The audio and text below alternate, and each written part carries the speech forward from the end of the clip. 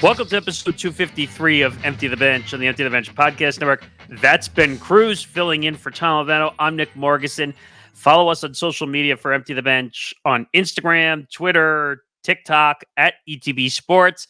Follow the Empty the Bench podcast network at ETB Network, Twitter, Instagram, TikTok, YouTube. And you can find our YouTube channel, youtube.com/ETB Network as well. Excuse me, as we get closer to 900 subscribers. And we get to that big goal number of 1,000 subscribers, please help. As I said, youtube.com/ETB Network to find our YouTube channel.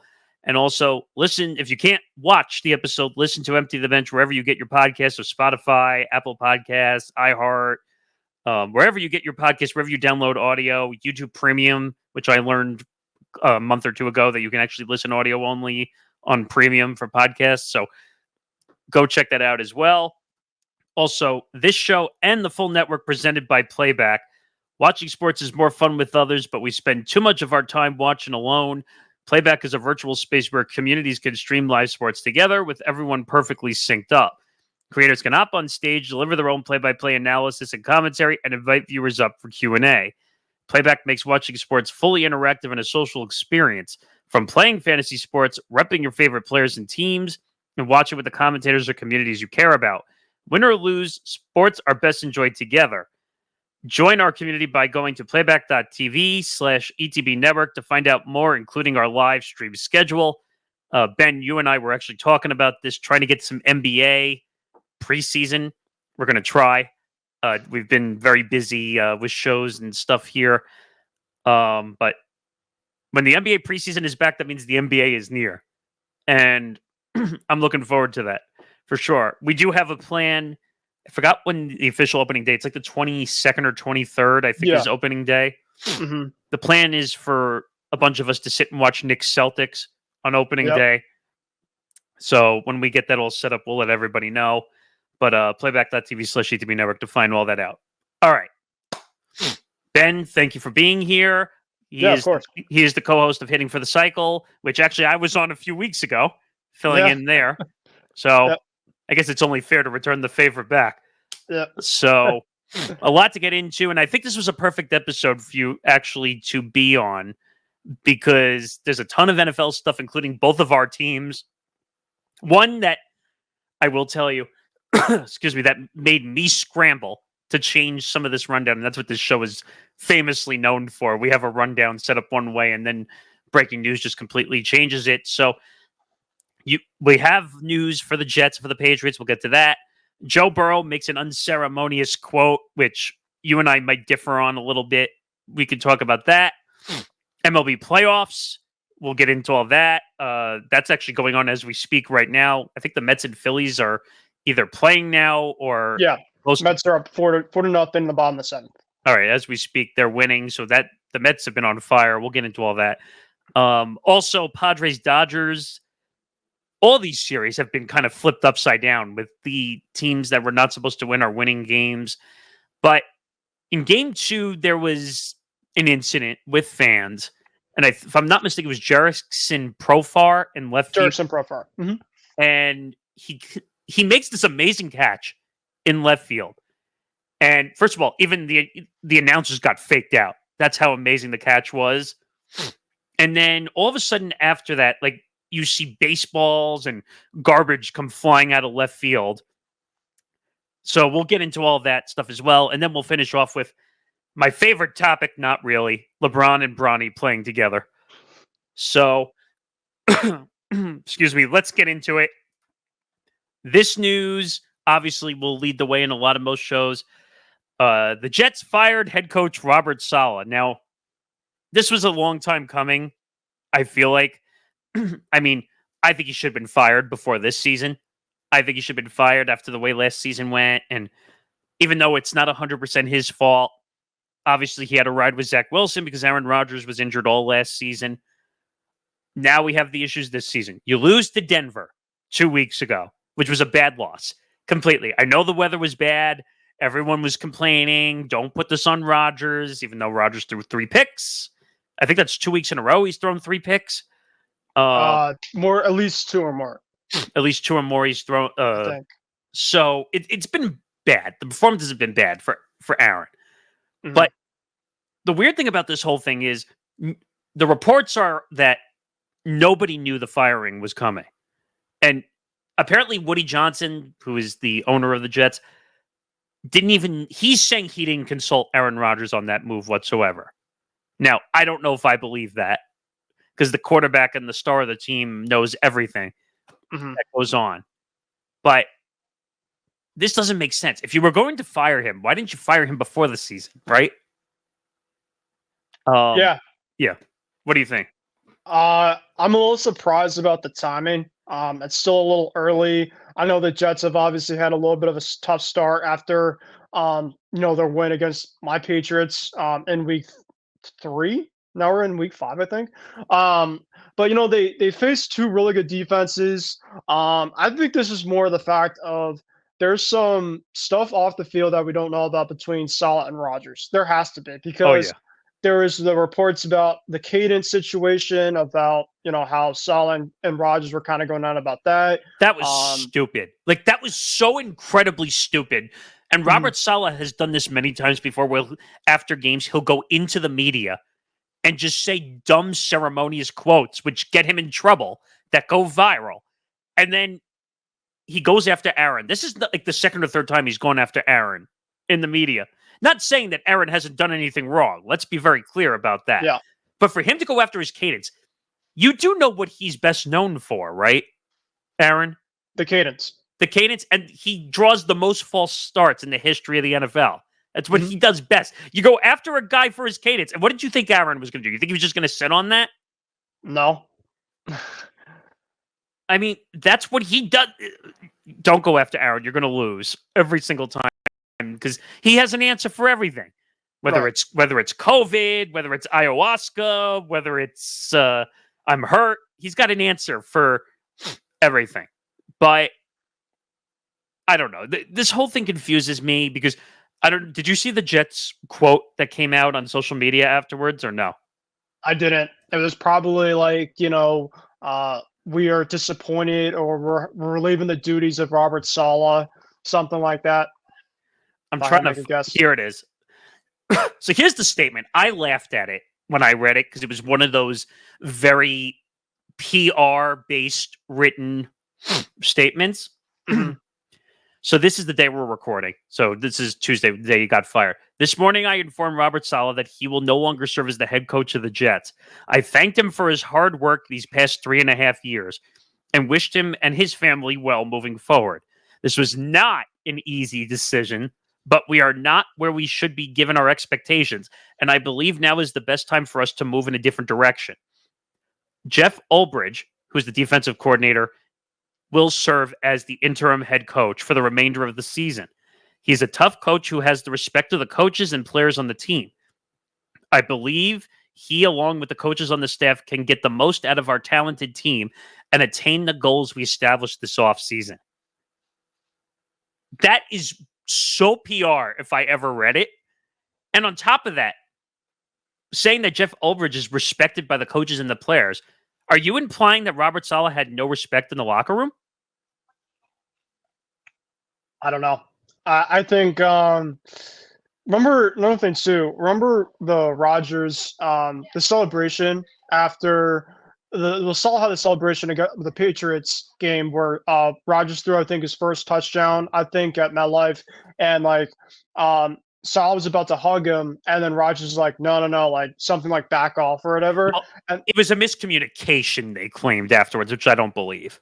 Yeah, there was so much PR, I think, behind the scenes. I mean, I think that Saleh was trying to keep it as civil as possible, but there definitely was a ton of water under the bridge when it came down to their relationship. And I think that Rodgers, he is a Super Bowl winning quarterback. He essentially came into that organization to hopefully help to solidify an organization that was in really of purgatory, I guess you could say, for a long period of time, to get them kind of back into a state of mind where they're in a win now type of team. And so the last thing that you need is to have a head coach that thinks that he has the power over a quarterback that is coming into your overall team and trying to take the control over that quarterback that essentially has the right in terms of what he wants to say. And that's where I think specifically there was some stuff that was coming into it, is because he wanted to come in, he wanted to have his own team, and Saleh is trying to make it in a way of like, um, he's trying to make it pretty much himself specifically. He's not essentially trying to help Rodgers. He is trying to kind of help him himself, and that's I think where things kind of spiraled out of control. Yeah. I mean, here's the other thing: if you're going to fire Saleh, you got to fire the whole coaching staff, in my opinion. Now, I know they needed to pick someone for interim head coach because obviously you're not going to go out and make a splash in the middle of the season. But how does Nathaniel Hackett still have a job? That's shocking. And you know what? I think it's because Aaron of the Rodgers. quarterback. If it wasn't because of the quarterback, I think that he's out too. I don't think that's an excuse. Like, you're going to fire the coach. The whole coaching staff's got to take the brunt. No, I 100% agree.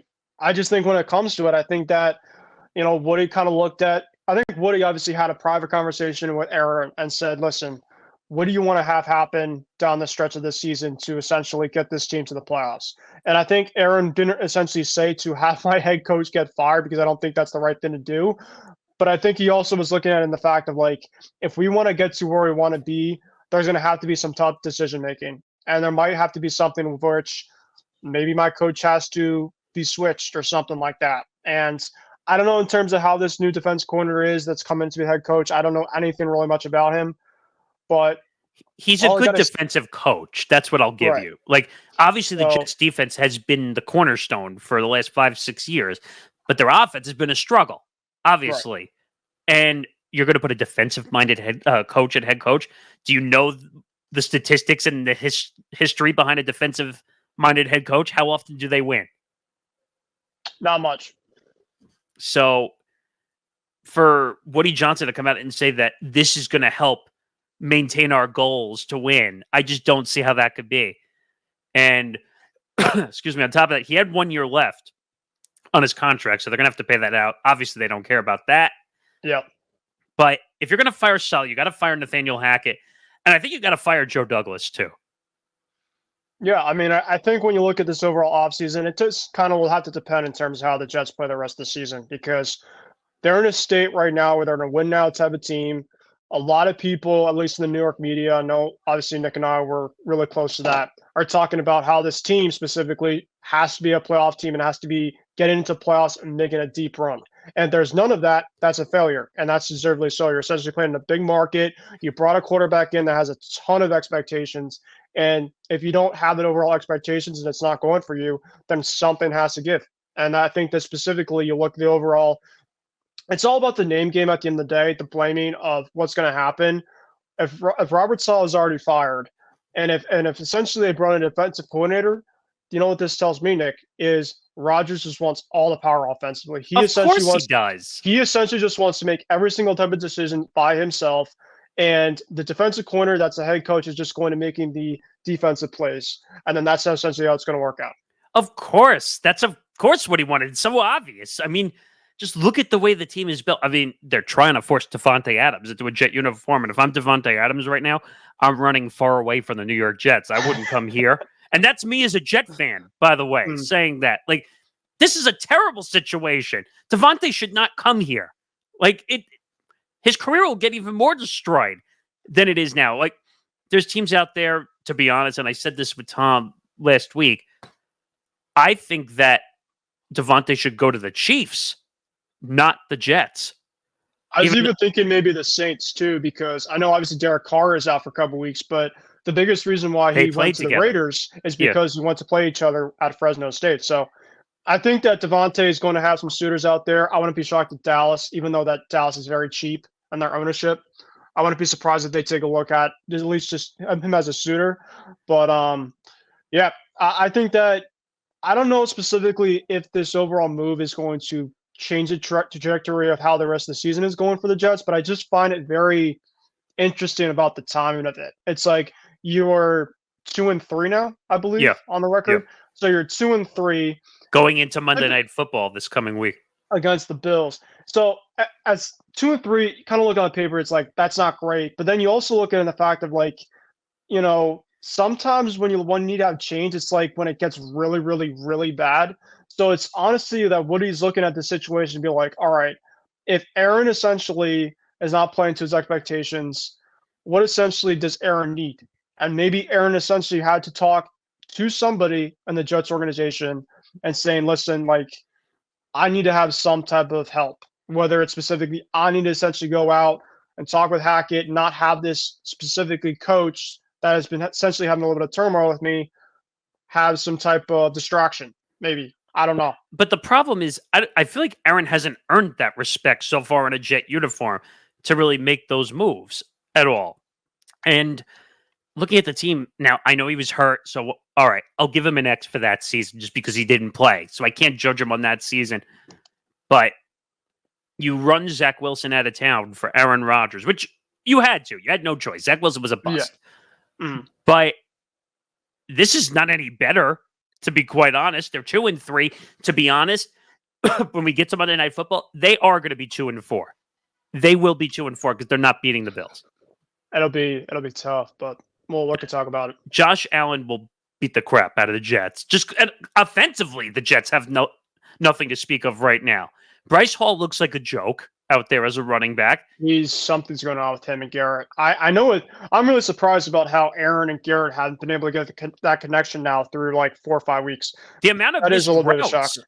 The amount of missed routes between the two of them, where he stops running every single time and throwing it over his head. Like, I don't know. We'll get into it more, but this is just the other thing I was going to say. Also, I knew there was a problem with the whole Hassan Reddick situation. I knew there was a problem in the locker room right away. That situation's still not figured out. I don't think he's ever going to be in a Jet uniform, to be quite honest. And then the other thing, which people are not looking at 100%, is when Aaron Rodgers in the offseason purposely missed mandatory minicamp. Mm. And people are not calling that out enough. Like, that basically was an FU to Robert Saleh. I'm not listening to you. Mm. I'm the leader of this team, not you. Well, I just find it interesting too. Of like, you missed pretty much the whole entire season. Wouldn't you want to be motivated to pretty much go to get all that extra work early? And if you're not kind of getting that extra work early, part of me tells me something that pretty much we all didn't know until now. And it's saying, listen, I want to do my own thing. I want to be the boss. And he's just like, well, if I don't show up, you know. And apparently, wasn't it one of the absences that he had unexcused or something on it? They say one of them was, but the other one, he was in Egypt for part of it.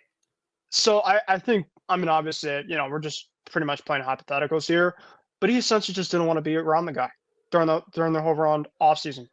That's pretty much what it tells me. Well, no, he was in Egypt. He was on a vacation when he was supposed to be at mandatory minicamp. Yeah, I mean, you know it's mandatory minicamp. You know the dates coming in. Mandatory too. That's the thing. Hear the word. Yeah, exactly. So, like, voluntary, as they've been saying all over ESPN airwaves and everything, they've been talking about it. That's one thing. Voluntary is one thing. You want to miss voluntary because you're a veteran? I don't care. Miss as much voluntary camp as you want. But mandatory, different story. You got to show up. Like, so that I think we were doomed from the start when that whole situation happened. But I want to throw one reckless speculation I have. Mm-hmm. Because there's a certain coach out there, and you know who I'm talking about. Is it he a guy that was having 6 Super Bowls and 9 Super Bowl appearances? Yes. Do you foreshadow possibly Bill Belichick coming in and being the head coach of the New York Jets? No. And I'll tell you one reason, and one reason only. He does not like the Jets. Is he that desperate for a head coaching job? Well, I mean, I guess if they threw the absolute, like, you know, you're going to be doing everything, you know. Oh, you mean like what he did with the Patriots? I mean, if he's specifically, I think with Bill, the biggest thing is, well, what I read on the car radio, but apparently he already has like a staff that he's already pretty much prepared to have if he comes into next year already. So I guess if the staff is pretty much open to coming to the Jets, then that's one thing. But I think they're going to go wherever he wants. They're going to go wherever he wants. I think that he's really close with like Matt Patricia, the Caserio family from Houston. There's a lot of things with Bill. I think that it's kind of like when Brady essentially, I guess, came out of retirement in a way of like it has to be the right specific situation. And I mean, I don't think specifically like I think if Bill obviously looked at the Jets from like if you coach somewhere else like Dallas, kind of, obviously just playing fun here, but I think that, he was with the Patriots. They were obviously rivals with the Jets for like 20 years. Even though that, for the most part, we had you guys for a minute of that time, he just did not like the Jets whatsoever. He pretty much has publicly stated it. So Okay, I pretty much, you do know I don't he think worked for the Jets at one point, right? he did. He did. But I think that maybe back then he'd be fine to doing it. But obviously, after probably working with this Patriot team for 2 decades, I think if somebody asked him, if you essentially had everything in the world to come back to coach the New York Jets, would you think it'd be yes or no answer? If you had, If he's as desperate as the reports are saying that he wants a job, especially because he's 14 wins away from Don Shula's all-time win record, Mhm. and that was the only job, he would take it. I think he would take it. Okay. All right, that's fair. I mean, but I think that there's going to be a lot of other teams when it's all said and done. I mean, I could see like Jacksonville. I think that's definitely a suitor. I think Doug Peterson, even though Jacksonville won the other day, I still think they're not going to be good this year. Well, I So, called that during football forecast this past week. I said they have to win or else his job is on the line. They somehow won. Somehow. And yeah. I don't know that I don't buy them. I think Doug Peterson's going to get fired at some point, whether it's now or it's at the end of the year. I don't think Bill wants that job though.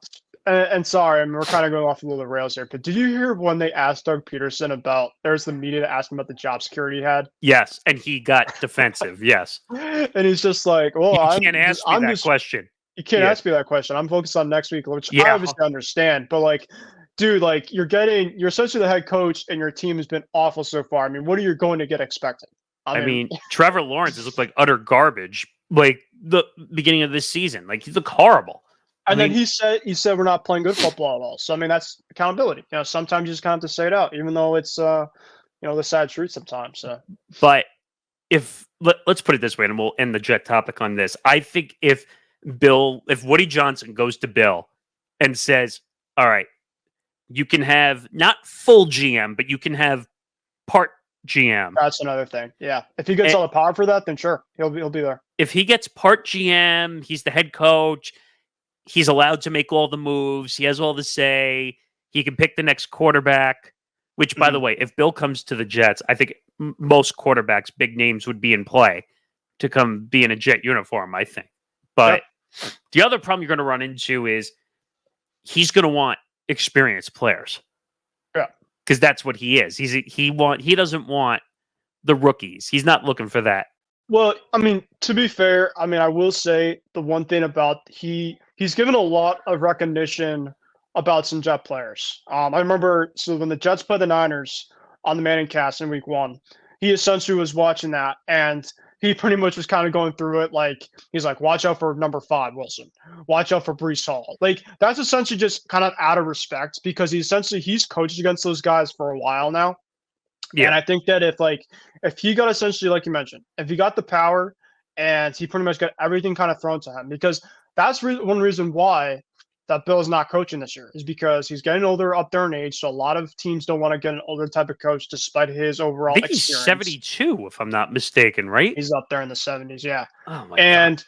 And he essentially wants GM duties. And I think that most teams essentially want younger coaches with kind of new era schemes. And Bill is pretty much a older era type of scheme, minded type of guy. So he could have had the Atlanta job if he just would stop with the GM BS.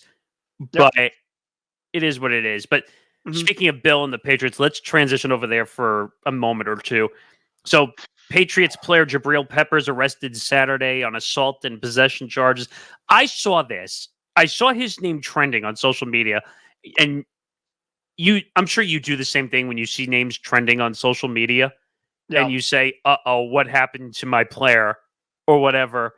And then I see all these headlines that he was arrested for assault and he choked somebody and there was reportedly, supposedly drugs involved. And like, maybe you know this a little more than I do, but that's a lot of what I heard.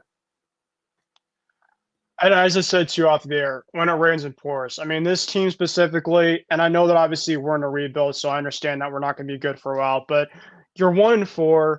Another thing to take into account, Nick, that I don't know if that you know about, the Patriots gave Jabrill Peppers the captain for this year. He was one of, I think, 5 or 6 captains. So if anything, you're on your off day, and you essentially, I mean, he was out on, so he was out on Sunday, right? He was out of the game on Sunday because of a shoulder injury.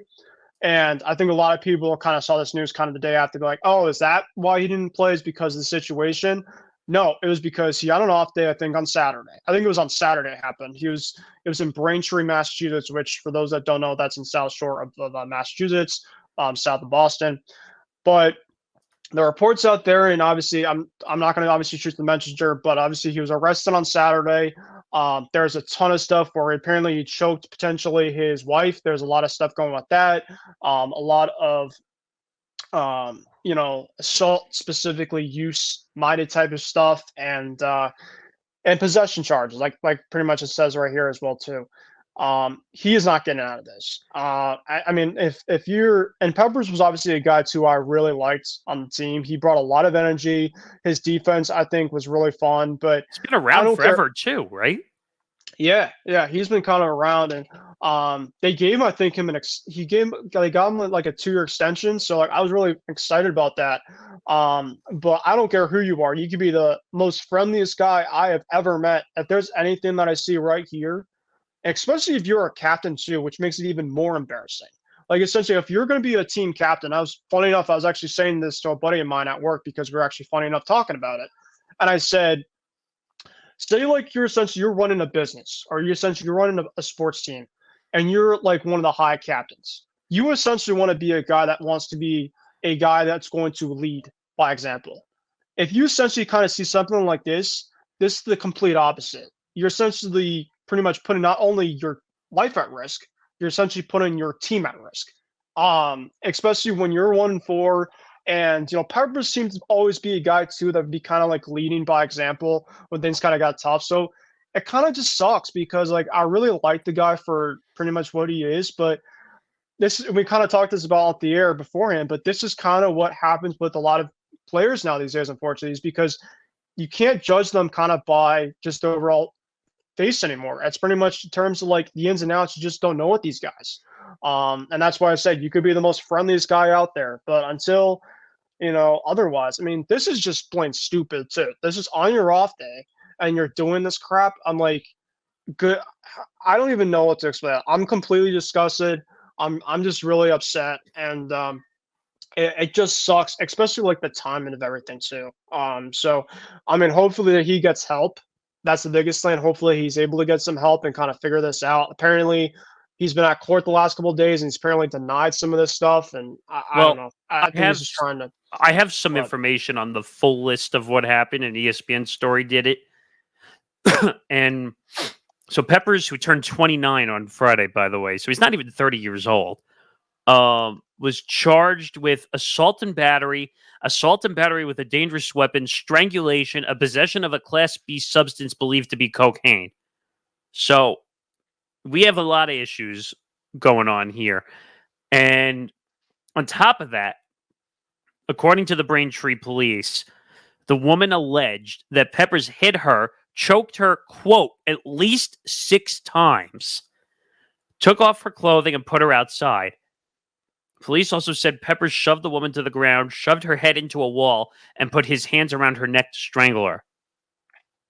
I mean, this guy's got to be gone. Like, gone. Like, cut him. You can't do all this stuff. Right?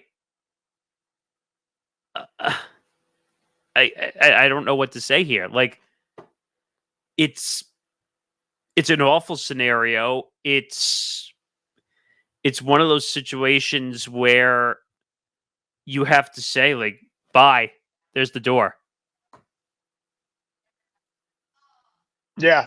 I mean, it doesn't matter who you are. If you essentially are doing stuff, I mean, not even to this degree, like if you're essentially doing stuff off the off the field, and I know people have gotten DUIs and gotten arrested for this and that. Like, there's no excuse, essentially. And like I mentioned, you're one of the team captains. The team has been in massive disarray so far this season. And like the last thing that you need, man, is to just be a complete idiot. And unfortunately, he was. And, I think as much as I has praised this guy in the past and everything that he's done well for this overall team, pretty much can go right down to shit now because, this is not essentially, if I essentially was running a team and I see something like this on my team, you're out the door. And I know that Bill Belichick, I know with the Bill days, he would not. I mean, he essentially would cut the guy around the spot. I mean, he essentially would not play any games. And poor Gerard Mayo, because I know that Gerard kind of this offseason before coming in was kind of talking about how this team is maybe a little more on the looser side. People want to be fun, have fun, which is fine, right? It's kind of just an overall new type of thing. But when you essentially kind of have that happen, maybe at times when you're not kind of writing the same type of hardship maybe that you maybe run beforehand, it maybe gets some guys kind of out of like whatever we can just kind of do what the hell we want to do and stop that risk might happen. And I'm obviously saying this as an overall excuse. It's just a matter of like we could just go out and do our own shit and whatever happens happens. Well, so it's just really disappointing. Unfortunately, and I'm not just saying this about NFL players, but professional athletes feel like they have all this power in the world and they can do whatever they want, and they don't feel like their shit don't stink. There's really no other way I can really say it, but they just think they can get away with murder, and like they're not going to get in trouble for it. Like the law is the law for the reason. So it says Peppers pled not guilty during his arraignment in Quincy District Court on Monday morning. He posted $2,500 bail and was ordered to stay away from the woman. Pepper's attorney, Mark Brofisky, I'm sure I totally botched that, told the court that evidence in the case, quote, sheds real doubt on the allegations, including videotaped evidence. He said Peppers agreed not to have contact with the woman. The next hearing is scheduled for November 22nd, but Peppers was allowed to waive his appearance to even show up. So I don't know. We'll see what happens. But like you said, Peppers signed a 3-year, $24 million extension in July. Who knows if he's back with this team? I could see him getting cut, to be completely honest. All right. Let's move on to Joe Burrow. And you already know where I'm going because so the Bengals are 1-4 officially on the 2024 season. I do agree with you now after watching the game against the Baltimore Ravens that, first of all, that was an incredible game. Insane. Number one. I think there was 9 combined touchdowns thrown between Burrow and Lamar Jackson. It felt like Georgia, Alabama, and obviously, you're not the biggest college guy, but like just I saw it. I saw it. Yeah. But you essentially, I know at times people love to see the defense, but when you have 2 quarterbacks kind of going back and forth, especially in a rival type of game, there's nothing better to it. I mean, that game gave you like Peyton Manning, Brady days, Patrick Mahomes, Brady days. I mean, just the back and forth, 2 really good offenses. We'll talk about the reason why the Bengals, though, are 1-4, and that's not because of their offense. That's another thing.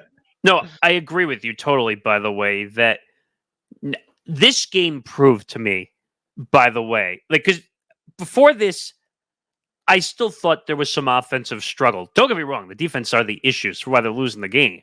Yeah. But there was still some offensive chemistry issues going on the field, and that kind of brought the defensive issues up higher because they couldn't score to keep up with the horrible defense that was out on the field.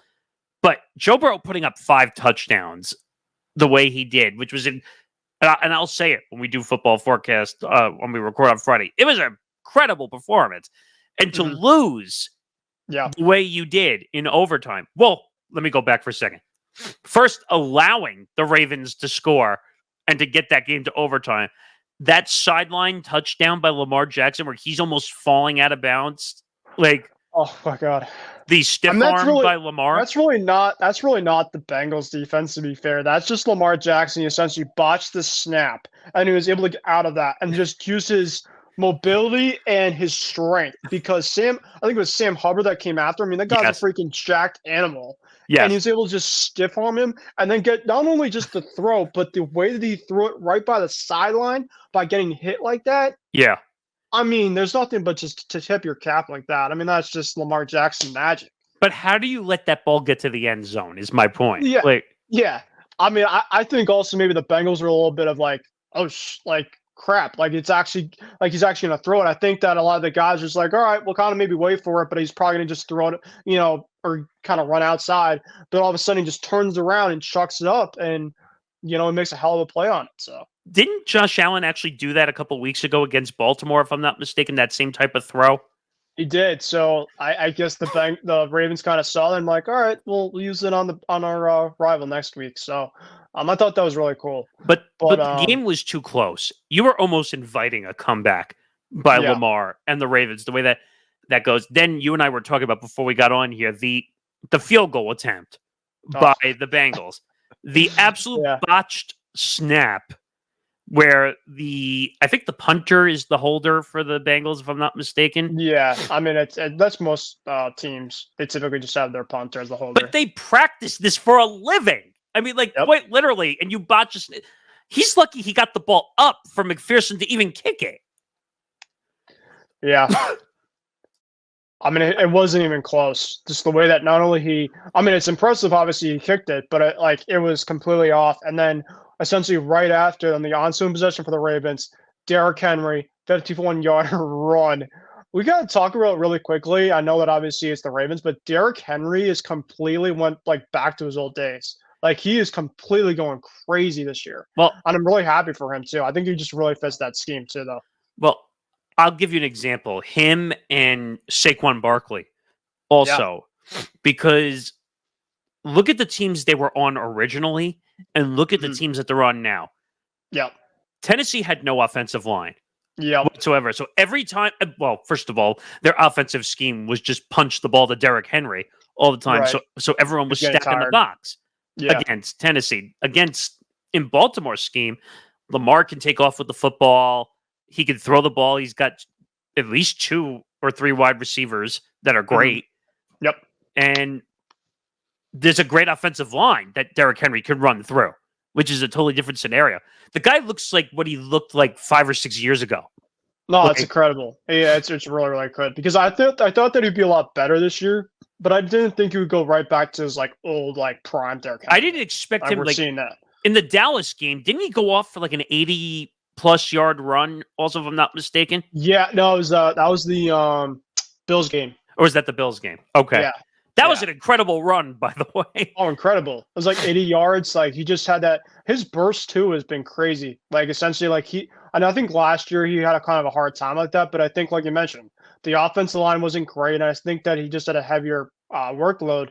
Now, essentially, that, they have Justice Hill. You can use Henry kind of back and forth, and Lamar is also a runner as well, too, so you don't have to bank on Henry to be, your everyday type of runner. You can There's also more threats. There's more threats. You're not expecting Henry to touch the ball all the time in that scenario. But, excuse me, to get back to this quote saying for Burrow to say the Bengals are not a championship level team right now. I get it. I know. They're 1-4. But I don't know. I'm from the belief in theory of that you don't just sell your team out like that a little bit. And to me, that seemed like a cop-out because now you're basically saying... Because if they were able to get back to 500, there's nothing saying that they couldn't get a wild card in the division that they're in. Yeah, I mean, I look at the AFC North, right? And, Pittsburgh, I still have a lot of gripes with. The Ravens, I think, are going to be the number one. I just think that's pretty clear with the way that they're dominant. Their team is. Yeah. I know that obviously the Ravens defense was not good whatsoever last week, but all in all, if I look at all the teams at first, I mean, the Browns are obviously awful. They're just not a good team at all. They just have a ton of issues right there. So, I mean, the Bengals are 1-4, but I obviously just don't know kind of what their schedule is. But Burrow, like you mentioned here, he said that the Bengals are not a championship level team right now. This could either be in a good way he's saying this or in a bad way. The bad way, obviously, like you mentioned, he's like, all right, we're kind of like, it's what it is. It's just not going to be our year. Or maybe it's just like, let's wake the hell up. We're 1-4. Our defense is massively the reason why we're not playing well. He has 12 touchdowns, Nick, to 2 interceptions. I mean, like I talked about the year, it's not his issue. They put up 30+ points against a really good defense. The Ravens have a really good defense, and he was able to go out and have a really good overall performance. 5 touchdowns. Jamar Chase seems to feel like he's back. T. Higgins came in a couple weeks ago, and he's really just kind of got that team back.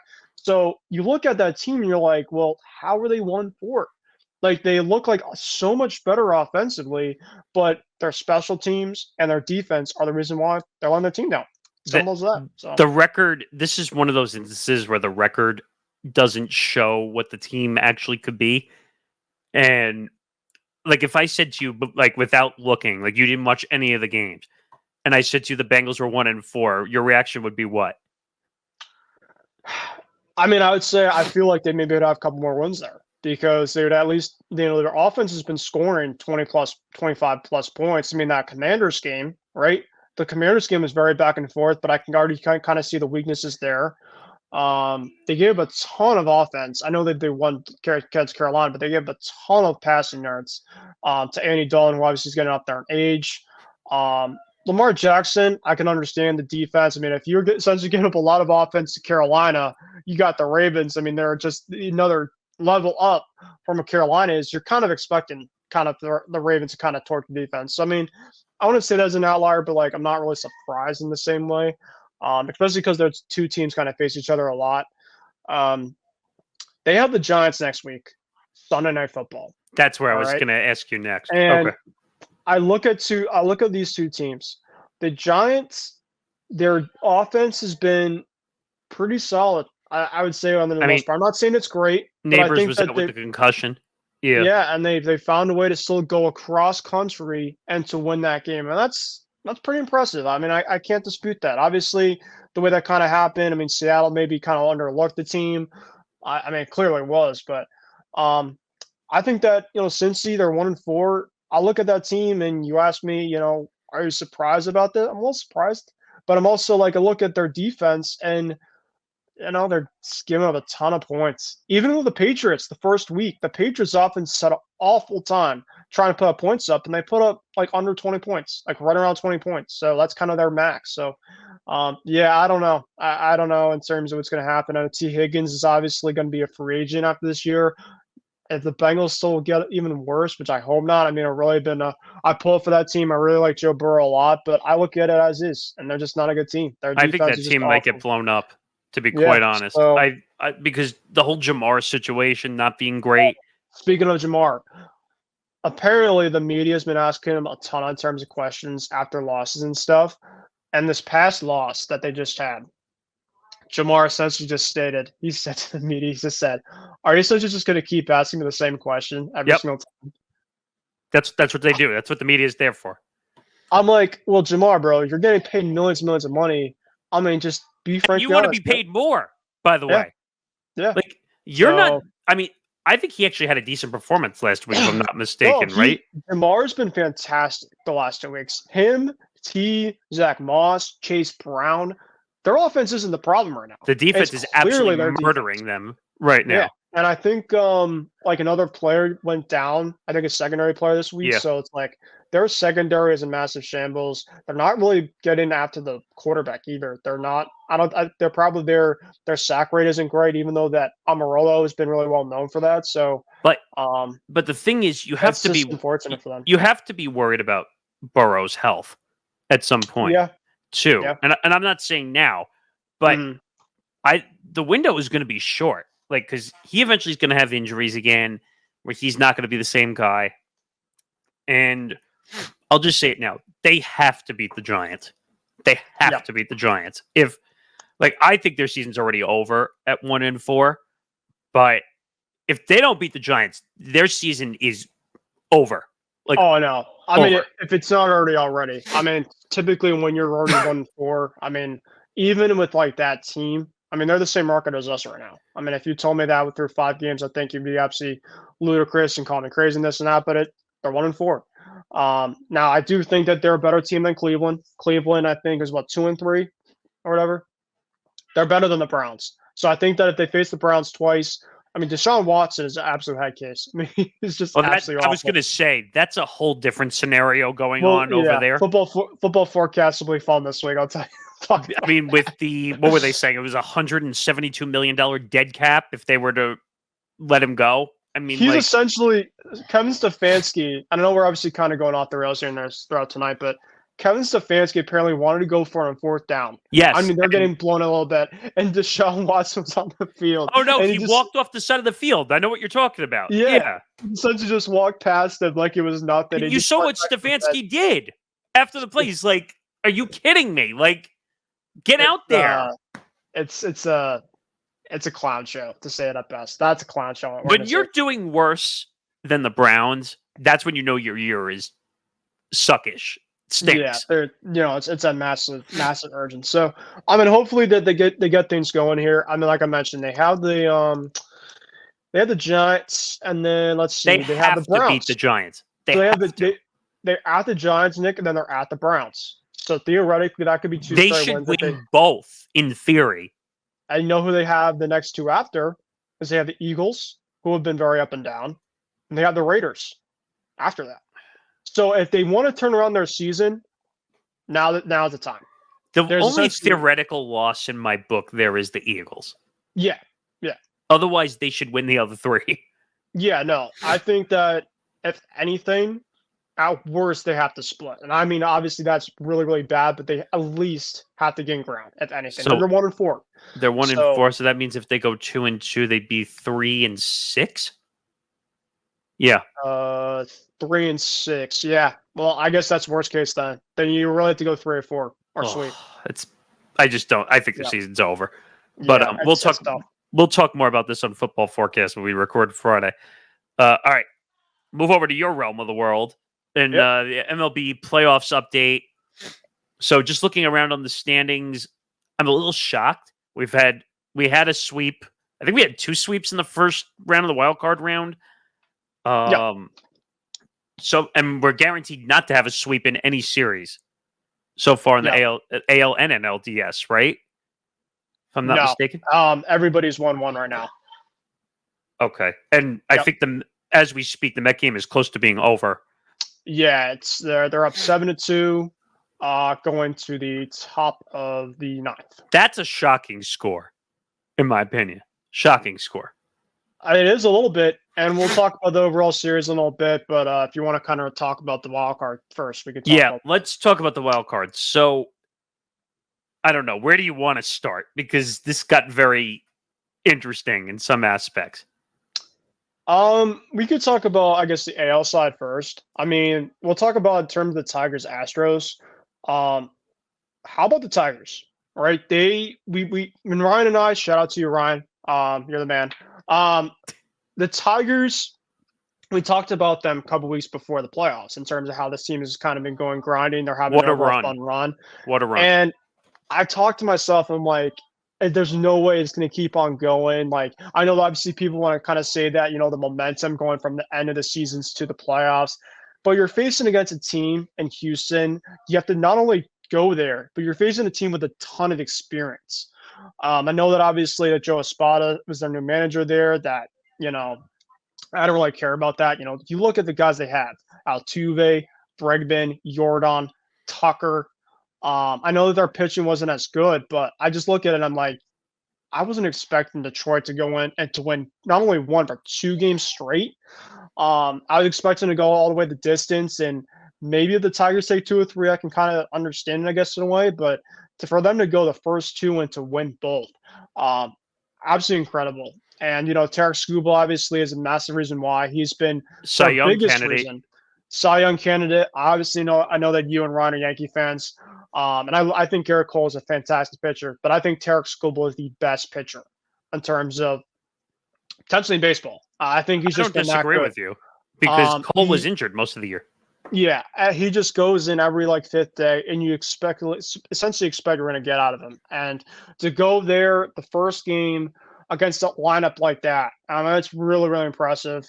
And I know that obviously that Detroit had a couple of their two games that they had kind of struggling a little bit at the end. Like, oh boy, here we go. Like here comes the big inning for Houston, and it just never happened. Like the Tigers pretty much were able to stay composed. The bats obviously really didn't score a lot, but they had a lot of big timely hits.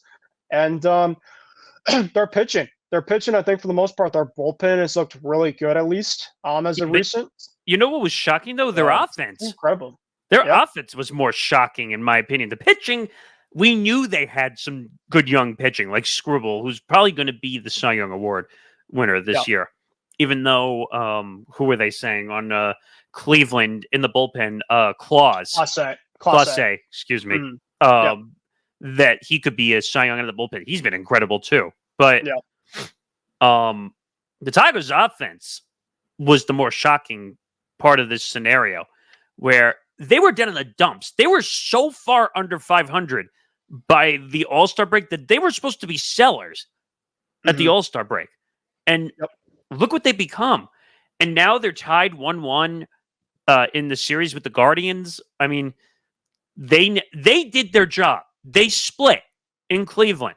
Now it's their turn to go home and win 2 games, possibly, and win this series. Now, I don't know if that's going to happen, but I don't know. Cleveland's not the team it was a few years ago. Same thing with Houston.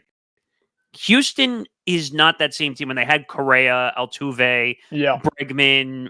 They had the pitching with Verlander when he was still pitching well, when Cole was still there. Christian Javier was a massive loss, but Colors, like they did, to be fair, they lost some big time pieces, but there's still no excuse. I mean, essentially you burn out who you burn out, and the Tigers, you got to give them credit. I mean, they were the better team in the 2 games, and they're still riding this overall great wave. Valdez actually looked good too, like Framber Valdez. Yeah, it was all about their offense. Their offense was just completely dead. And I know a lot of people now. I know this is kind of now the second straight year of the wildcard teams have been seemingly enough to have more of the momentum. Sometimes when you have like that week or two off, and I know it's kind of a cliche thing to have, but you look at a team like Houston, where essentially you look at that team and just like, how do they get swept? And it had to have a factor. I mean, it just had to, because you just look at it like there's just no way that, especially at their own park too, that you got swept like that. But that's what happened. All right, so now we'll move on to the other part. So the Royals played the Orioles. In my opinion, the Orioles were an embarrassment in that series. Just like last year, man. I don't know how to explain it. And they were really good through the whole year. They were competing. At one point, when the Yankees were going through their struggles, the Orioles were destined to win the division in the AL East. And then the Yankees finally woke up in the second half and took it back, barely, at the end. But the Orioles pitching just did not have it. And the offense, nowhere to be found whatsoever. And Bobby Witt Jr. is going to be a star for many years to come. This guy is incredible. And looking at their pitching with Lugo and Riggins, who, by the way, is not your typical big star pitcher who throws 98 miles an hour. Yep. He kind of gets by with the curveball, the slider, the sinker. He's good, really good deception. You don't have many lefties like that, but he's one of them. That is just has really good secondary stuff to pretty much off track the number 1 pitch, and he has enough velocity where he could have that mixture of the velocities between those. So, but what's scary about that series, and looking at both teams, the Tigers and the Royals, like the home teams didn't even fight in that series whatsoever. Like you would have thought, all right, maybe it goes 3 games, maybe the opposing team wins 1 game. The Astros and the Orioles didn't show up to the series. Nope. At all, which is a scary thing. And this is back-to-back years with the Orioles. Not only they didn't show up, but they didn't show up at their own park. Yes. They've been, most of the time they're not in the regular season, they're a really good home team. So it's shocking enough to me of like, you have the teams coming into your park, and it's like you should have with the fans and stuff like that arriving around you, like you're kind of that new like team in the East the American League East with all the overall talent you have. And maybe it might happen down the road. We don't know. But at least to kind of start right now, I know that their manager, Brandon Hyde's had a ton of scrutiny from the fans. Apparently, he's already coming back next season, so a lot of fans aren't too happy about that. I know that the Orioles are going to be fine as a team, but I just don't know as of right now if they're there yet. And I hate to like cross sports, Nick, but they kind of give me the Houston Texans of baseball vibes, in which a team that has a lot of young talent and they're really young, like potentially, but are they at that next tier? Like, are they going to ready get to the take that next step? That's Yeah. exactly it. Yeah. Well, And I'll that's give what you I see another with them one. so far. I'll give you another one since we're crossing sports. Baltimore kind of reminds me of the 76ers, Yeah. where trust get the you that. process, trust the process. We'll get there. We're going to win. Oh, sorry. 7 years later, we didn't win. Like that's what the Baltimore Orioles feel like to me. Like everyone's going to say, oh, they're an amazing team. They're going to win. They're going to win. And they don't win. So No, I could definitely see that. Just that overall, like, but the thing is, like, with the Orioles, like, I don't know if like I'd define them as like chokers. I think it's more of just like the fact of a they're disappointment. young. They're really young, but like you just feel like you have more expected out of them, you know? Of course, because Yeah. they were up there to win the division Yeah. at one point during the year, and they just And they brought in like Corbin Burns this year, like this offseason. So everybody's like, oh, they're gonna have a lot better of a year to go deeper. And like I thought the pitching for Baltimore was fine. Just like Houston. It was all about the offense. They just didn't show up. Well, all right, let's go around and look a little bit more. So the National League, Yep. the Brewers just can't win games Yeah. in the playoffs. I think that's just as plain and simple as it is. There's really no other reasoning to it. You want to cross sports with that? They're the Buffalo Bills. Yes, that's a good call right there. Yeah. What I will say though, and people got mad at me, I made a video after the I saw it. and I basically said like people need to calm down because everyone's acting like the Mets won the World Series when all they did was win a wild card series. And we'll give you an update in a second because that game just ended, actually. Yep. But let's hit the brakes a little. You still got to beat the Phillies. You still got to win that series.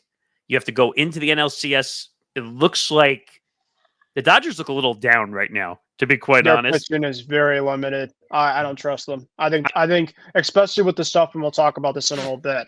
The stuff that went off on the field last game, I think the Padres are just going to be absolutely feasting. Yeah, I'm gonna. In terms of, and obviously, if you want to keep on going, comment with your statement. I obviously know we might have some different paths, but I think this Mets team already, this season's already a success for them, regardless of how deep they go, because they're kind of like the Tigers. They, obviously the Jorge Lopez situation, kind of early on the season, saying like this is the worst team that I've been playing on. He leaves. They got cut. They obviously had Grimace mid part of the season. People are kind of making that as a thing, which I thought was pretty funny way, but I didn't think really much of it. Like how the team, JD Martinez comes into their team. He pretty much says that we're going to get into the playoffs, and they're like 10 games out. So I think a lot of people are like, really? But got to give them credit. I know that they needed a lot to go right, though. Yeah, but they obviously they feel like a team of destiny. I'm obviously not saying they're going to the World Series per se, but I do got to give them like a lot of respect right now. Their pitching's been really good. I mean, obviously the Brewers game, right? They choked that second game, but they able to fight back in that next game. I know that obviously they didn't really score a lot, but they were even doing the first couple games against the Phillies. The game that they just lost the other night where they blew it and they just came back in the ninth inning. They've just been having the late dramatic effects. And just sometimes when you have teams like that in the playoffs, you got to sometimes just be like, all right, you got to give them credit at times. Obviously, know that you're a Yankee fan, but obviously they have some guys playing really well right now. I mean, Alonso, ever since that homer in Milwaukee, has been hitting a lot better. Vientos is obviously hitting well. So I'm obviously not disagreeing with you per se, but I will say that Carlos Mendoza's done a really good job of having those guys being brought in. I don't disagree with that. Mendoza's been great. Like, Mendoza's probably going to be manager of the year. And so regardless in terms of what happens through this series, I mean, if they get to the NLCS, I think that's already a massive success, kind of given their overall expectations. I just don't think they could beat – I don't think they could – well, if the Dodgers get by, they might have a chance to actually beat the Dodgers. But Mhm. I just don't think if the Padres get through, I don't know if they'll be able to beat them. They've been on fire. I think they compete with them because I think that both teams can have actually like a similar feel right now. I think that the Padres, especially if like you're going across coastlines as well too, the Mets have been a little fortunate at least, and I will say kind of in terms of your standards, they haven't had to go like across country at all. They've been able to kind of play teams either from the Midwest or from the East Coast. But the one thing about this Mets team that I do really appreciate is the able to battle the adversity ever since when we talked about the hurricane situation in Atlanta. You have to talk about this where you had one game and you lost that game. Then you essentially had to go to Milwaukee and you won two. No, I'm sorry. You won one of the three games, and people were like, oh, looks like they're going to be done. They're going to miss the playoffs.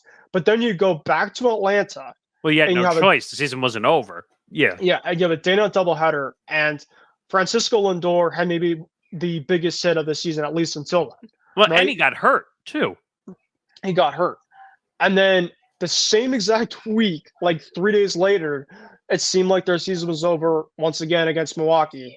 And Pete Alonso, who pretty much was getting ripped on by the fans, this and that, and boom, in his last potentially at bat, he comes up and has one of the biggest hits potentially in his overall career, saves the team, and they keep on going now.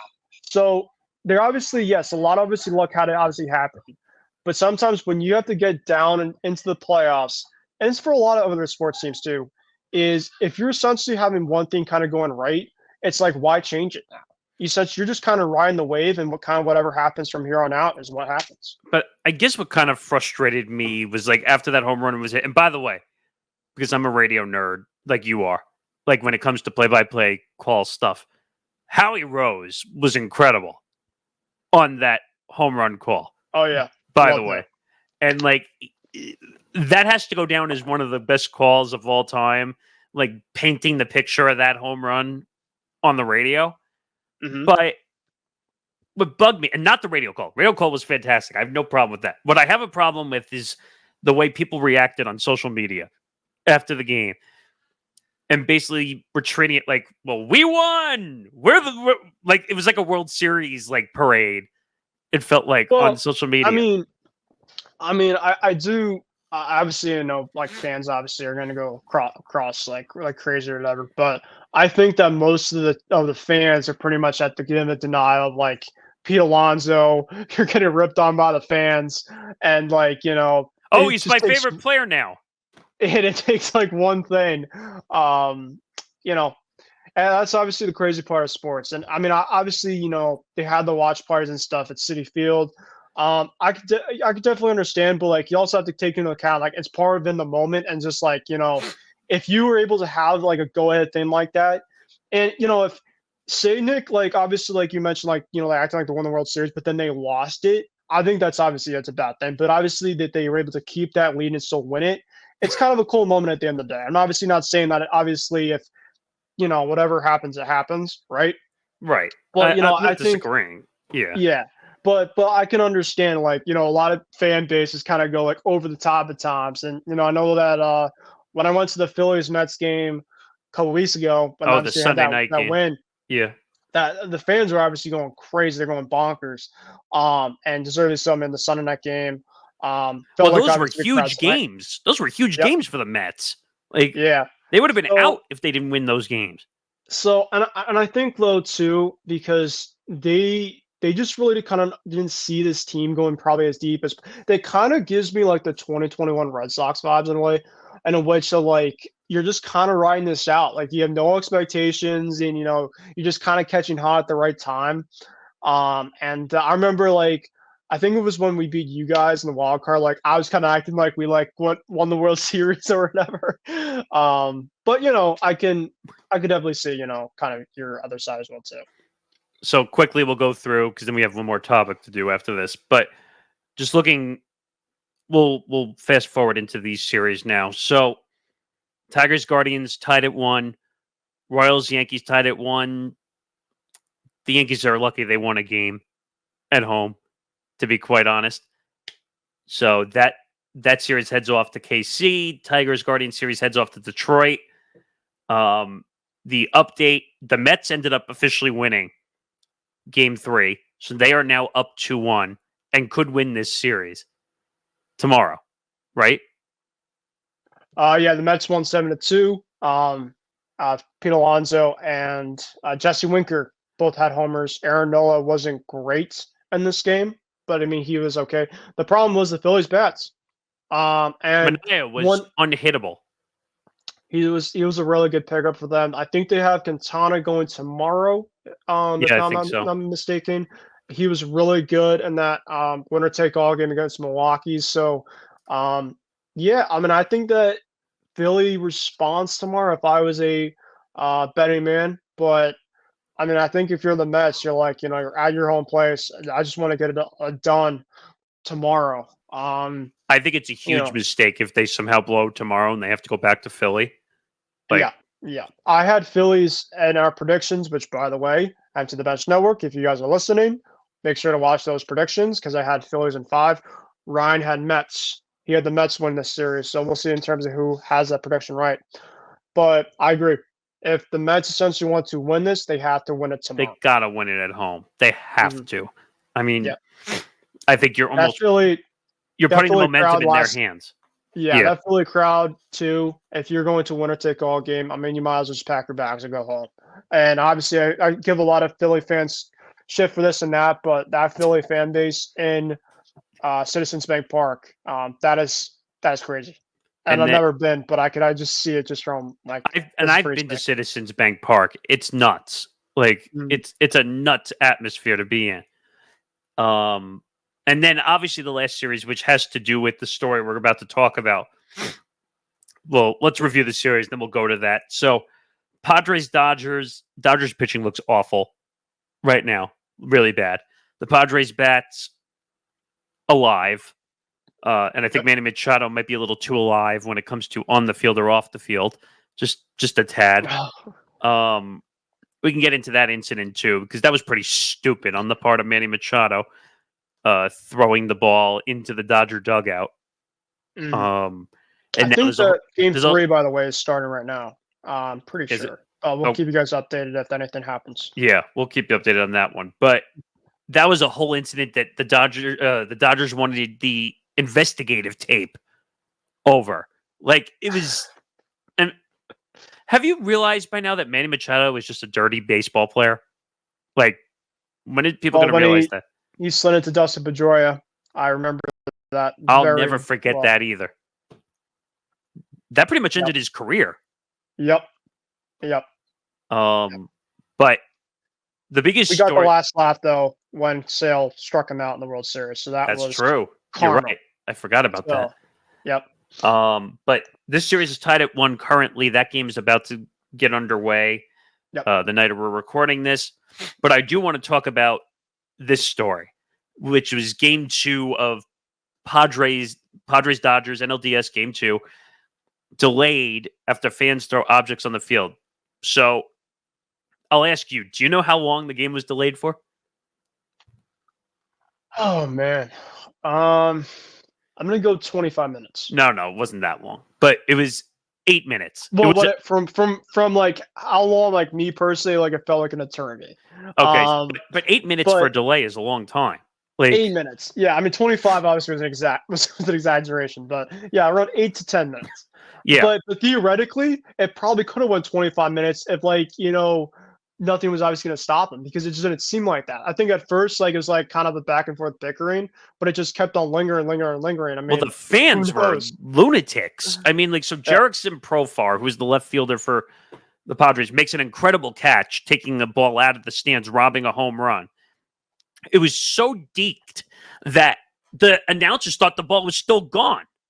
Like, so he's dancing around. No one knows if he's caught the baseball. Mookie. Yeah. Yeah. And finally, we see the baseball, and all of a sudden, all hell breaks loose after that, and stuff gets thrown out of the stands. We see a baseball go flying right past his head from behind him in left field. We see garbage get thrown on the field. I said this to you before we started. It was a la reminiscence of 2004 between the Yankees and the Red Sox at Fenway Park, where the Red Sox fans would not stop throwing garbage all over the field. Like, and I don't remember if that was the blowout game or not in that series. I can't remember. Like the 17 run one you guys Yeah, had. I think it was that game. Yeah. And the Red Sox fans were just insane. And I even told you I remember it, even though it was 2004, it was 20 years ago. But Gary Sheffield and the young security guard who had to stop Gary Sheffield from wailing on a Red Sox fan. And this had that type of vibe to it. I don't know. Do you think that's a little over exaggeration? Maybe. No, I mean obviously it was 20 years ago, but I mean when I look at this all in all with this, I mean obviously this is a rivalry. People at times are going to go over the fence about it, but can we just not throw stuff? Yes. Even like we heard about on the, I heard it at least 2 or 3 times the PA guy is saying, and obviously the Dodgers has a really deep PA guy just said, to all the fans out of here at Dodger Stadium, make sure to not throw any objects onto the field. Making sure to not throw any objects on the field. Thank you. And essentially, like 5 minutes later, people kept on doing it. And then I heard him like 5 minutes later, fans, we just want to remind you, do not throw any type of objects onto the field. And it's like, I know people are drunk. People obviously trying to have a good old time, but you're essentially just ruining it. You're ruining the overall experience. We're trying to play a playoff game, and apparently the Padres had like the bullpen. Some of their guys essentially kind of feeling a little uncomfortable too. Well, they threw stuff into the bullpen. It's just, and that I don't know. It's more dangerous because the fans are closer to it. Yep. And there's a video which I just popped up on social media. It happened the other day. There was a Dodger fan who took one of those, not a normal beer, the beer can, and like threw it, and you could see the beer flying out. He threw it all the way down onto the field, and then just like flipping the bird to the outfielder. Like what is that? Yeah, it's just I don't know. I mean, obviously, apparently, and we're talking off the air about this as well. Like, not only happened on the field, but then it happened off the field after the game where the Dodgers obviously got their ass kicked. The Padres had 6 home runs. Oh yeah, thank the fans. If you're a Padre fan, thank you to the Dodger fans pretty much for waking up the bats there. Because the Padres, it wasn't like more of a, all right, we're gonna fight back. It was more of like, all right, you just woke up a sleeping giant. Because after that happened, Tatis hit a homer. Higashioka, your guy Higgy hit a homer. He's been hitting really well over there. Yes. And Jackson Merrill hit a homer. So like you can like make it the fact of like we just use it more as fuel. We don't care about it. And Manny Machado was running the troops around after kind of that was happening in the dugout. So they essentially kind of knew what's going on. They obviously hated it. They didn't obviously like what's going on, but they didn't essentially use kind of like an overall like, all right, whatever happens, like we're on the road. We're going to use this as fuel. And, we're going to have this people pretty much shut you all up. So, well, got to tip them cap for that. They did say by letter of the MLB rule book that if that had gone on a couple minutes longer, they technically could have made the Dodgers forfeit the game right there. Oh, I didn't hear that. So I don't know. They said if it went like a little bit longer delay, because it was a fan delay, not a game delay. Like if they wouldn't just stop throwing garbage and baseballs and stuff on the field, they could have said, oh, Dodgers fans are forfeiting the game for the Dodgers. Can you imagine if that would have happened? I mean, it was already a bad look for them, but imagine like it was such a bad look that you essentially had to just forfeit, not only forfeit just the game, but a playoff game in your building. Just see. Well, I was going to say, can you imagine if it was like the Yankee Red Sox series of 2004 where they had to call the SWAT team out? Yeah. Because if you remember correctly, that once the SWAT was out, anybody who threw anything was basically heaved out. Oh, it's game over. That. I'll never forget that because they were literally down the right field line at Fenway Park. I'll never forget it. First of all, I didn't know they had SWAT teams at baseball games, but... And I know SWAT teams are really strict anywhere, but Massachusetts, they are no joke. No, they are no joke. Yeah. Yeah. But So I think you the Padres try win to the series.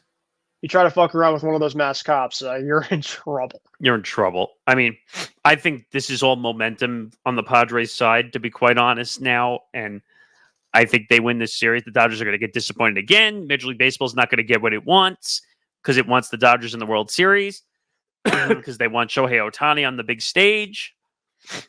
But their pitching just stinks to high hell. Like, just it's bad. Glasnow went down. Obviously, you can't really. I mean, Glasnow's a great pitcher, but you just can't trust him consistently with all the injuries he's had. Yamamoto has never pitched in a playoff game until this year. Ohtani obviously can't pitch this year, and even if he did pitch, he has no experience in the playoffs. Bobby Miller obviously had to get sent down to AAA this year. They were obviously expecting a ton of stuff from Bobby Miller. Jack Flaherty, who they traded for. Jack Flaherty, he's been okay, but like he's only one guy, right? Walker Bueller, apparently he hasn't been great this year, and apparently there's reports out that he got mugged. So, yeah, I think it's all about the Padres right now. I just think that they don't really fear this Dodger team either. They play in division against them. They beat them a couple of years ago. So, me and Ryan had both the Padres in this one. I think you can agree too. Yeah. I think I have them in. I'm gonna go 5. I think it goes the distance. I just think the momentum's all in the San Diego corner, though. Yeah, I just like the overall that team there. And it kind of reminds me. I wouldn't say the Padres Mets series in a way because I think that the Padres are the best 2 out of 3, but like they're coming in and just riding. They have a really dangerous team. Really, really good lineup. I mean, Tatis is really locked in, and if you have a really locked in Fernando Tatis, I mean that lineup is just absolutely ridiculous. Arise obviously leading that. You got Tatis batting second. I mean, even Higgy, like you said, who's been unbelievable with the bat. Yeah. And Jackson Merrill has been an absolute stud. For those that don't know the name really well. Because he's also Freeman being hurt, playing hurt. Yeah, he's back today. I wouldn't really take much into that. I love Mookie Betts to absolute death, but he has been absolutely awful in the playoffs, and he's been that way for so long. I mean, he was hurt all year. He's hurt all year. Yeah. I mean, no excuses, by the way, but like. So, I mean, their offense has been very up and down too, outside of their pitching. So, I just look at the teams, and I know obviously the Dodgers have a very solid team, but I think that the Padres are going to take this. So, I just really do. Yeah, I agree. Walker Bueller. I'm obviously seeing some of the pregame coverage right now, and they just have a Walker Bueller picture, and it said he's 0-5 with like a 13+ ERA in his last 5 starts. And he's starting? Yeah. Especially at San Diego, really, really good raucous environment with that fan base and with the team that they're hitting right now. It could be a really big night for the Padres offense. I mean, well, let's just finish this off quick. I don't know if you've gotten to think about where you think the CS predictions are going to get yet. Yeah. But I think it's going to be Padres. I think if the Mets can somehow play big in Game 4, they could win this series. So, I don't know. If they come out and they're hot, I think it'll be Padres Mets. I think. But if this goes 5, I think it's over. Yeah, it's gonna. I think that we obviously kind of know the one team, like the Padres series. The Mets Phillies is kind of more of a toss up because the games that's gone on outside of the game today have been very up and like back and forth. I think like I obviously I agree with you. If the Mets essentially kind of play even like lesser to the degree of the way that they played today, they got good pitching. Their hitting still doing really well. Bryce Harper is not good at all at Citi Field. That's another underrated thing to kind of know about. So if they keep him in check and that offense kind of has a really quiet type of night tomorrow, then yeah, it'll be Mets Padres. But if the Mets somehow blow it, and yeah, they obviously can play another game in Philly. I'm taking my chance with Philly because they obviously have that environment there. And I just think that you just give this team a little bit of life, just like the other night. They can capitalize. They just have a ton of experience. And the biggest thing about Philly is their bullpen is not good at all. So if the Mets essentially can get to that bullpen, because another thing too, if the Phillies go to Game 5, I think they're going to go with Zach Wheeler, and that's their best pitcher. The Mets obviously are going to really have to hope they avoid that situation at all costs. That I agree with you. Totally on that one. Quickly on the other side, I think Yankees Royals goes 5, just the way this Yeah. series is going. Hmm. Um, and I think somehow maybe the Yankees will prevail because it's a home game. I hope In Game 5. in Game 5. Yeah. Yeah. I Um, yeah. I don't know. What do you no, think? I was gonna say I think, and I obviously I want the Royals to win. Obviously, I'm a Red Sox fan, but like I'm obviously looking at the big picture. The Yankees are the better team. The Royals obviously had a really they needed that win yesterday. They only scored 4 runs. They theoretically could have blown that game open. Oh, of But you course give they could credit, have. but Yeah. give credit to the Yankees bullpen. John Burrell also made a really sick diving catch that pretty much kind of kept them within reach. So the Yankees offense for the first couple of games, I mean, yesterday wasn't great, but the Royals have a really good pitching staff. And they have one of their best guys going tomorrow, Seth Lugo. I just don't, I can't trust that consistent with that Royals offense. So I think the Yankees win in 5, especially with their own fans. It's kind of similar to the Mets and the Philly series because if the Mets obviously take care of home field advantage, they'll win that series. But I Yeah. think that the Yankees at least have to split. Yeah. It's They it's have to and split. they're really good on the road. They've been a really good road team, a lot better this year than a home team for some odd reason, and they play really well in Kansas City. They took 2 or 3 from Kansas City during the regular season this year. So I would be shocked, Nick, and I would be shocked, even though I'd love to see it happen. But I would be shocked if I would be shocked if the Yankees don't take at least one of the games. I agree. And quickly, Tigers Guardians. I think that was huge that Detroit won Game 2. I do. I think that's momentum heading back to Detroit. I think Detroit will win at least one. I think you'll see a split possibly Yeah, in Detroit. And then I don't know. I think in that series, all hands are off in Game yeah. 5 because I can't give you an advantage in Game 5. To be quite honest, I don't know. I'm gonna go Tigers though. I mean, Yeah, that's how I'm leaning Scooble's too. the Scooble's the key, and I Yeah, think that the Guardians obviously have a really fun team. They obviously were really good during the regular season, but something tells me all the time with them in the postseason, they get overmatched. And even yes, like a team like the Tigers, where you look at it and just like, really, they're going to overmatch the Guardians. Like, they should I have think, beaten the crap out of the Tigers. To be quite honest, and they're not doing it. yeah, yeah. I mean, they had the Um, one blowout in Game 1, which was what 7-0 or but 7-2. the Yeah, Tigers out. I mean, the Tigers didn't have Scooble. They don't really have much outside of him, but I think that they're going to be able to get away with, especially if they go home. I could see the Guardians splitting it, but I think that if you take a winner take all game, they'll put it back to Scooble. and can you imagine if we have like Mets, Padres, and Yankees, Tigers in the CS? That would be interesting because you'd have 2 teams of Battle of Destiny kind of going at it, and 2 teams that essentially played each other a couple years ago. The Padres obviously having the best of the Mets and the wild card, so that would be kind of an interesting series.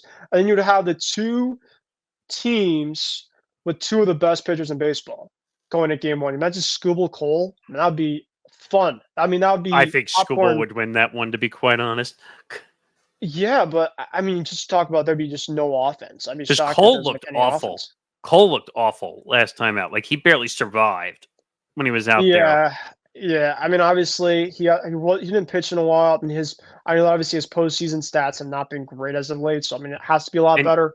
and I'd be Judge has got shocked to if he find doesn't. his bat like big time. Like that's a Yeah, problem. Like that not hitting at all. yeah. No, that's the biggest factor. And if the Yankees don't win the series, it'll come down to Judge, Stanton, Well, and the um, pitching.